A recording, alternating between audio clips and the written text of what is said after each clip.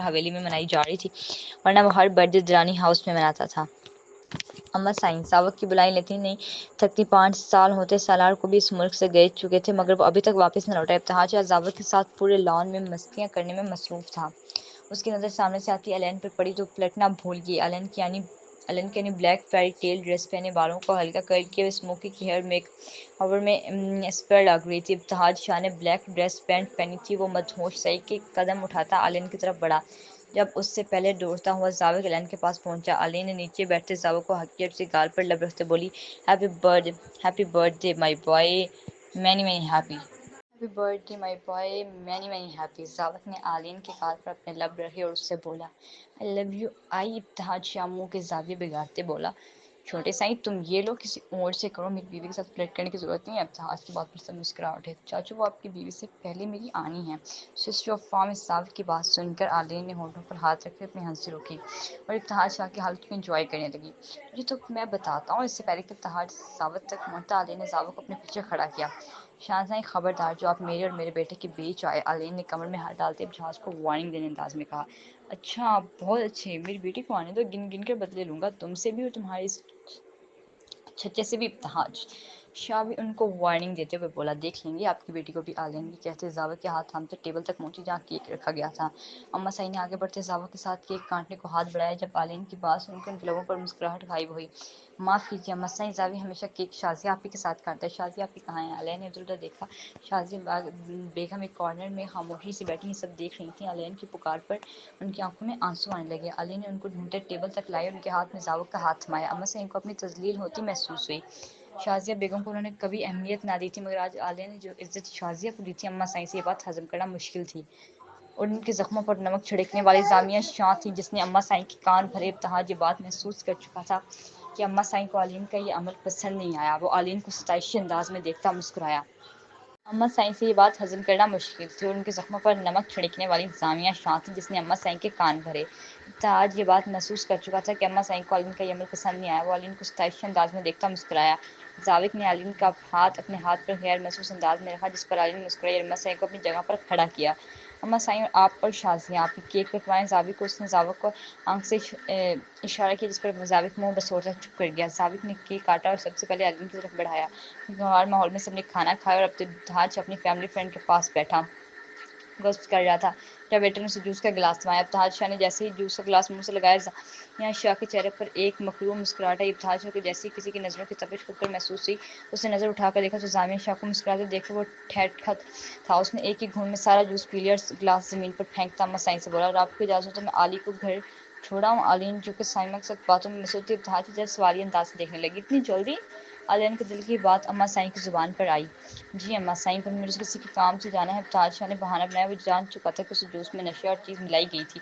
उसने पहले कि वो अपने हवास खोता आलिन को यहाँ से ले जाना चाहता था। आलिन भी सबसे मिलती अब इब्तिहाज के पीछे चलती गाड़ी तक पहुंची। इब्तिहाज के सर से केसेस उठ रही थी। उसने बमुश्किल ड्राइविंग करते अपने अपार्टमेंट का रुख किया। शाह हम यहाँ क्यों? इब्तिहाज ने आलिन अब भी इब्तिहाज की काफ़ी देर बाद वो गाड़ी से निकले और अपार्टमेंट तक पहुंचे। अली काम करो, मुझे एक गिलास पानी में सिरका डाल कर दो। I am feeling not well. Ibtihaj की बात पर आलमीन से हिलाती इसके लिए पानी लेकर आई, जिसे पीने के बाद इब्तिहाज बेहतर महसूस कर रहा था। इब्तिहाज अली को अपने कमरे में लाया और अपने सोफे पर बैठे बातें करने लगे। अली ने इब्तिहाज की कुछ देर पहले वाली हालत के बारे में कुछ ना पूछा, क्योंकि वो जानती थी कि इब्तिहाज उसे ज़रूर बता देगा। काफ़ी देर तक अली ने इब्तिहाज के कंधे पर सर टिकाए बैठी हुई थी। अब इब्तिहाज सोफे से उठकर अपने कोट उतार कर फेंका, फिर कदम बढ़ाते म्यूजिक प्लेयर ऑन किया। म्यूजिक प्लेयर ऑन करके उसने अली को डांस की ऑफर दी, इस पर अली ने मुस्कुराते हुए उसका हाथ थाम चुकी थी। जन्म जन्म जन्म साथ चलना यूं ही, कसम तुम्हें कसम सके मिलना यूं ही एक जान हो, भले हो बदन हो ये जुदा मेरे होकर हमेशा ही रहना। रोमांटिक म्यूजिक पर खुद करने वाले माहौल इन दोनों को खुद में मगन कैसे दे रहा था। आलिन यानी कहने को तो इब्तिहाज की बाहों में थी, लेकिन वो खुद को हवाओं में महसूस करती। इब्तिहाज की को खुद पर महसूस किए अपने नसीब पर नाजा भी थी।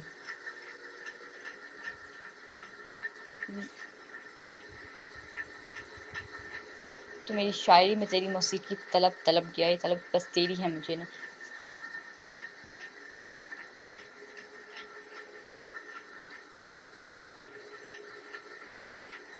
अलीन क्यानी ने उसकी आंखों में देखा, जहाँ बेखुदी और खुमारी साफ छलक गई थी। शाह साईं, अली ने इब्तिहाज की तरफ देखते कहा, نکاح ہو چکا ہے ہمارا، اتحاد نے اس کے کان میں چھپ کر سرگوشیاں نہ کہا تھا اور اس کو گھما کر اس کی پشت اپنے سامنے کی، اس کی پشت کو اپنے سینے اس کے کندھے پر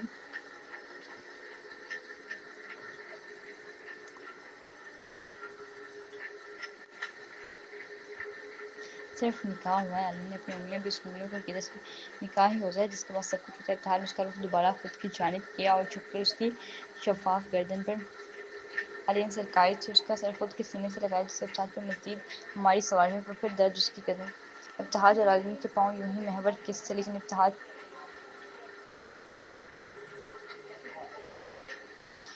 پھر کہتے ہوئے اتحاد نے رک کر اس کی آنکھوں میں جھانکا جہاں اتحاد کی محبت جہاں آباد تھا۔ اتحاد نے اس کی آنکھوں پر اپنے لب رکھے اور اس کی آنکھوں کو چوما، اس کے نازک پر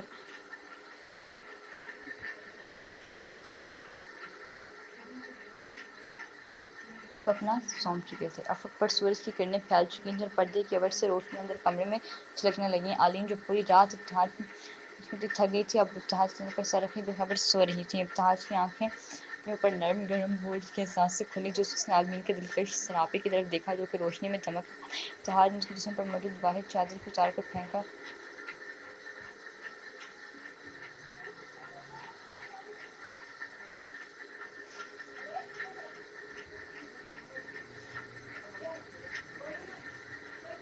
گڈ مارننگ میری جان، اتحاد شاہ نے عالین کو چہرے پر محبت سے بوسہ دیا۔ عالین کی انگلیاں اتحاد کے بنا سینے پر رنگی تھیں۔ گڈ مارننگ مائی ہاٹ کیک، عالین نے دھیمے لہجے میں جواب دیا۔ عالین نے خود کو چادر سے کور کرتے اٹھنے کی کوشش کی۔ اتحاد نے